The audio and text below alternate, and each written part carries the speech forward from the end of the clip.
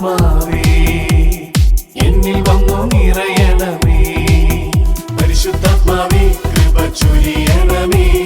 പരിശുദ്ധാത്മാവേ ശക്തി പകരണമേ. പരിശുദ്ധാത്മാവേ കൃപ ചൊരിയണമേ. പരിശുദ്ധാത്മാവേ ശക്തി പകരണമേ. സ്നേഹമുള്ള ഒരു നിമിഷത്തെ ഓർത്ത് നമുക്ക് ഓരോരുത്തർക്കും നന്ദിയുള്ളവരായി തീരാം. ദൈവസന്നിധിയിലേക്ക് കടന്നു വരുന്ന ഓരോ നിമിഷവും നമ്മൾ ആവർത്തിക്കുന്ന ഒരു കാര്യമുണ്ട്. ദൈവമേ ഞങ്ങളോട് കരുണ തോന്നണമേ. സുവിശേഷം പരിശോധിക്കുമ്പോഴും വിശുദ്ധ ഗ്രന്ഥത്തിൽ ഓരോ ഇടവകളിൽ നമ്മൾ കാണുന്നുണ്ട്, ഈശോ കടന്നു പോകുന്ന ഓരോ വഴികളിലും മാറി നിന്നുകൊണ്ട് ദാവീദിന്റെ പുത്രനായ ദൈവമേ ഞങ്ങളോട് കരുണ തോന്നണമെന്ന് അവർ ആവർത്തിക്കുന്നത്. നമ്മുടെ ജീവിതത്തിൻ്റെ വഴികളിലും പലപ്പോഴും ദൈവം നമ്മളെ കണ്ടു മടങ്ങുമ്പോൾ നമ്മൾ മിക്കപ്പോഴും പറയുന്നതാണ്, ദൈവമേ എന്നോട് കരുണ തോന്നണമേ. ഒരു മനുഷ്യരുടെ ജീവിതം പലപ്പോഴും പരിശോധിക്കുമ്പോൾ അവർ അത്താണിയായിരുന്ന പലതും അവരുടെ ജീവിതത്തിൽ നിന്ന് കടന്നു പോയപ്പോൾ, അല്ലെങ്കിൽ അവരുടെ ജീവിതത്തെ പരിശോധിച്ചപ്പോൾ ഇനി ഒരിക്കലും ഒരു കാര്യവും അവരുടെ ജീവിതത്തിൽ ഒരു അത്താണിയായിട്ടില്ല എന്ന് കരുതിയ നിമിഷങ്ങളിലാണ് പലപ്പോഴും അവർ നിലവിളി അവരുയർത്തിയത്. ദാവീദിന്റെ പുത്രനായ ദൈവമേ ഞങ്ങളോട് കരുണ തോന്നണമേ അവർ പറയുന്നുണ്ടെങ്കിൽ, അത് അവർ ആവർത്തിക്കുന്നുണ്ടെങ്കിൽ അത്രത്തോളം ഒരു സ്നേഹം അവർക്ക് അനുഭവിച്ചത് കൊണ്ടാണ്. സങ്കീർത്തനത്തിന്റെ പുസ്തകത്തിൽ 61-ാം അധ്യായത്തിൽ കരുണയുടെ സങ്കീർത്തനം എന്ന് പലപ്പോഴും ഈ ഒരു കാര്യം ആവർത്തിക്കുമ്പോൾ നമ്മൾ ഓർക്കേണ്ട ഒരു കാര്യം, അവിടെ സങ്കീർത്തകൻ ഞങ്ങളുടെ നിലവിളി കേൾക്കണമേ എന്ന് പറയുന്നുണ്ടെങ്കിൽ നമ്മുടെ ജീവിതവും ബന്ധപ്പെടുത്തി കുറേ കാര്യങ്ങൾ നമുക്ക് മനസ്സിലാകും. നമ്മുടെ പ്രാർത്ഥനകളിലും അർത്ഥനകളിലും ദൈവത്തെ മുഖാമുഖം കാണുന്ന ഓരോ നിമിഷങ്ങളിലും നമ്മളും ഇത് ആവർത്തിക്കുന്നുണ്ട്, ദൈവമേ എൻ്റെ നിലവിളി കേൾക്കണമേ, എനിക്ക് അപ്രാപ്യമായൊരു പാറമേൽ എന്നെ നിർത്തണമേ. നമുക്കറിയാം നമ്മുടെ ജീവിതത്തിൽ പലപ്പോഴും തളർന്നു പോകുന്ന നിമിഷങ്ങളിൽ, പലപ്പോഴും ഒറ്റപ്പെട്ടു പോകുന്ന നിമിഷങ്ങളിൽ, വെല്ലുവിളികൾ നിറഞ്ഞ പല അവസരങ്ങളിലും ഇനി ഞാൻ എന്ത് ചെയ്യും ദൈവമേ എന്ന് നമ്മൾ പറയുന്ന വിഷയങ്ങൾ, അതൊരപ്പനായാലും അമ്മയായാലും ഭാര്യയായാലും ഭർത്താവായാലും ഒരു വിദ്യാർത്ഥിയായാലും വിദ്യാർത്ഥിനിയാണെങ്കിലും ഒരു കൊച്ചു കുഞ്ഞാണെങ്കിലും അവർ ജീവിതത്തെ പലപ്പോഴും അവർ പച്ചയായിട്ട് അഭിമുഖീകരിക്കുമ്പോൾ പറഞ്ഞു പോകുന്ന ഒന്നാണ്, ദൈവമേ ഞാൻ ഇനി എന്ത് ചെയ്യും. ജീവിതത്തിൽ പലപ്പോഴും ഒരു മനുഷ്യൻ പോലും കാണാത്ത രീതിയിൽ നിലവിളികൾ ദൈവസന്നിധിയിലേക്ക് ഉയർത്തുന്നുണ്ടെങ്കിൽ, അതൊരു മനുഷ്യനും കണ്ടുകൊണ്ട് എൻ്റെ ജീവിതത്തിൽ എന്നെ തരുന്നതായത് സംസാരിക്കില്ലേ എന്ന പ്രാർത്ഥനയോടുകൂടി പലപ്പോഴും ദൈവത്തെ നമ്മൾ കണ്ടുപോകുമ്പോൾ നമ്മൾ പറയുന്നൊരു കാര്യമാണ്, ദൈവമേ എൻ്റെ നിലവിളി നീ കേൾക്കണമേ, എനിക്ക് അപ്രാപ്യമായൊരു പാറയിൽ നിന്നെ നീ നിർത്തണമേ എന്നൊക്കെ പറയുമ്പോഴും സ്നേഹമുള്ളവരെ തിരിച്ചറിയേണ്ടത്, ഞാൻ എൻ്റെ ദൈവത്തിന് മുമ്പിലായിരിക്കുമ്പോൾ പൂർണ്ണമായിട്ട് ഒരു ആശ്രയത്വം എൻ്റെ ജീവിതത്തിലേക്ക് സ്വീകരിക്കാൻ എനിക്ക് പറ്റുന്നുണ്ടോ? അല്ലെങ്കിൽ ആ ഒരു സ്നേഹത്തിലായിരുന്നു കൊണ്ട് എൻ്റെ ജീവിതത്തെ തന്നെ പൂർണ്ണമായി കൊടുത്തുകൊണ്ട്, അല്ലെങ്കിൽ ആ ഒരു സ്നേഹത്തിൽ ആശ്രയിച്ചുകൊണ്ട് ഒരു ക്രിസ്ത്യാനി എന്ന വിളി എനിക്ക് പൂർത്തീകരിക്കാൻ പറ്റുന്നുണ്ടോ? സ്നേഹമുള്ളവർ അത്രത്തോളം തമ്പുരാൻ നമ്മൾ ഓരോരുത്തരെയും ചേർത്ത് പിടിക്കുന്നുണ്ട്, അത്രത്തോളം ഈ സ്നേഹത്തിലേക്ക് നമ്മൾ ഓരോരുത്തരെയും ക്ഷണിക്കുന്നുണ്ട്. പക്ഷേ നമുക്ക് ഓരോരുത്തർക്കും ഈ ദൈവത്തിന് വേണ്ടി ദാഹിക്കാൻ പറ്റുന്നുണ്ടോ? സങ്കീർത്തകൻ 63-ാം അധ്യായത്തിൽ വളരെ കാര്യമായിട്ട് പറയുന്നൊരു കാര്യമുണ്ട്, ദൈവത്തിന് വേണ്ടി ദാഹിക്കുന്നവരായിട്ട് നമ്മൾ ഓരോരുത്തരും മാറണം. കാരണം അവിടെ പറയുന്നൊരു കാര്യമുണ്ട്, വരണ്ട ഭൂമിയിൽ ഒരു മഴ പെയ്യുമ്പോഴോ ഒരു ഇറ്റ വെള്ളം വീഴുമ്പോഴോ ഭൂമി എത്രത്തോളം ഒരു ദാഹത്തിന് ഒരു വെള്ളത്തിന് വേണ്ടി കാത്തിരിക്കുന്നുള്ള കാര്യം നമുക്കറിയാം. ജീവിതത്തിൽ തളർന്നു പോകുമ്പോഴും വേദനിച്ച് പോകുമ്പോഴും മറ്റുള്ളവരാൽ അകറ്റി നിർത്തുമ്പോഴും എപ്പോഴും ഓർക്കേണ്ട ഒരു കാര്യം, ദൈവത്തിന് വേണ്ടി ദാഹിക്കുന്നവരായിട്ട് നമ്മൾ മാറണം. നമ്മുടെ ജീവിതത്തിൽ ദൈവത്തിന് വേണ്ടി ദാഹിക്കുന്ന ഓരോ നിമിഷങ്ങളിലും അവർ നമ്മുടെ കൂടെയുണ്ട്.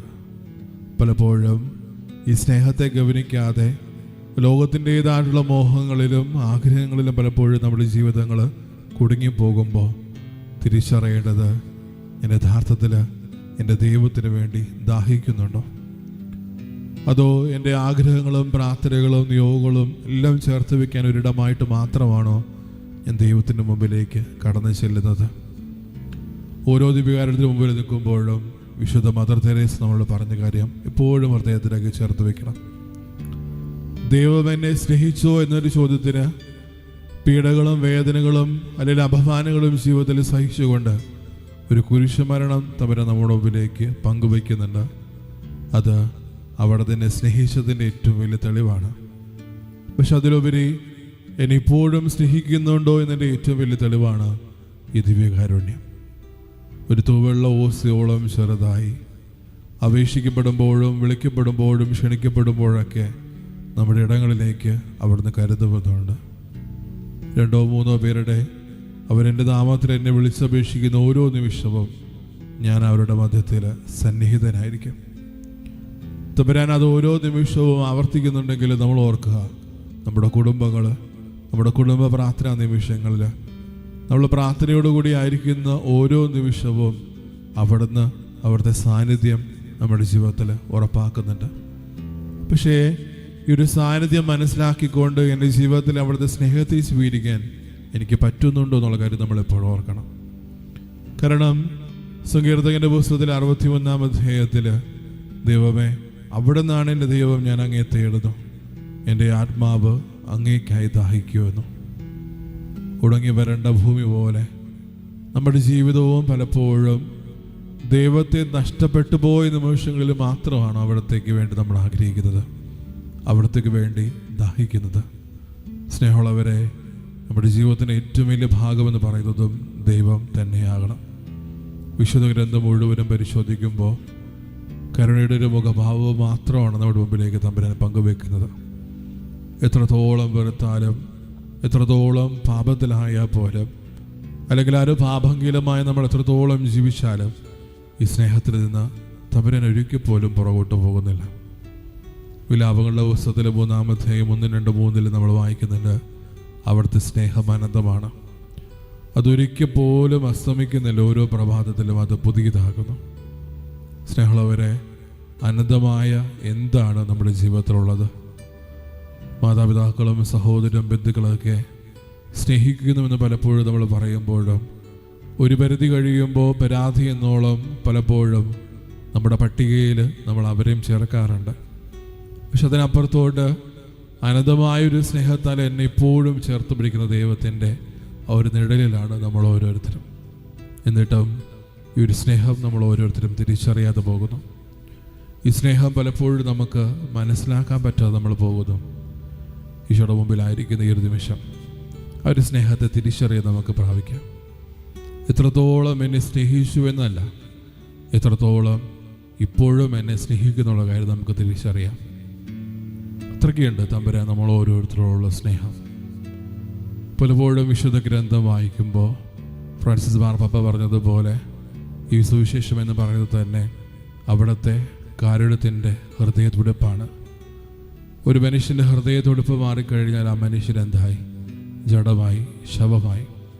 പക്ഷെ നമ്മൾ തിരിച്ചറിയേണ്ട ഒരു കാര്യം, കരുണയുടെ മുഖത്തോടുകൂടി നമ്മൾ ഓരോരുത്തരും നമ്മുടെ ചുറ്റുമുള്ള ഓരോ വ്യക്തികളെയും ചേർത്ത് പിടിക്കാൻ വിളിക്കപ്പെടുമ്പോൾ, ഈ പ്രേക്ഷിത യാത്രയിലേക്ക് നമ്മൾ ഓരോരുത്തരും ക്ഷണിക്കുമ്പോൾ നമ്മുടെ ഹൃദയത്തുടിപ്പം കരുണയായിട്ട് മാറുന്നുണ്ട്.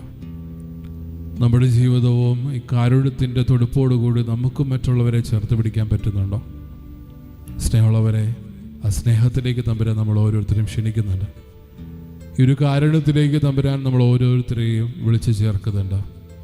എൻ്റെ ഹൃദയത്തുടിപ്പായിട്ട് കരുണ മാറുന്നുണ്ടോ? അവിടുന്ന് ഓരോ മനുഷ്യരെയും പഠിപ്പിച്ചപ്പോഴും അത്ഭുതങ്ങൾ പ്രവർത്തിച്ചപ്പോഴും ചുറ്റിലുമുള്ള ഓരോ വ്യക്തികളെ കേട്ടപ്പോഴും സാന്ത്വനിച്ചപ്പോഴും മനസ്സിലാക്കിയപ്പോഴും ഈ ഹൃദയത്തുടിപ്പ് അവിടെ എല്ലാവർക്കും കാണാമായിരുന്നു. ഒരു ക്രിസ്ത്യാനിയായിട്ട് ഞാൻ എൻ്റെ ജീവിതം മാറുമ്പോൾ എനിക്കും എൻ്റെ ഹൃദയത്തോടൊപ്പം കരുണ മാറുന്നുണ്ട്.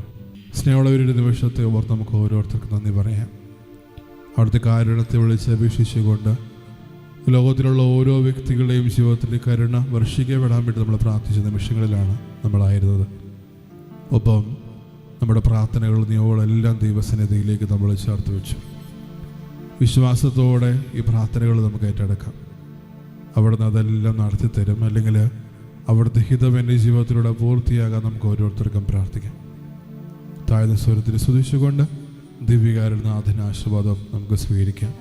യേശുവേ ആരാധന ആരാധന.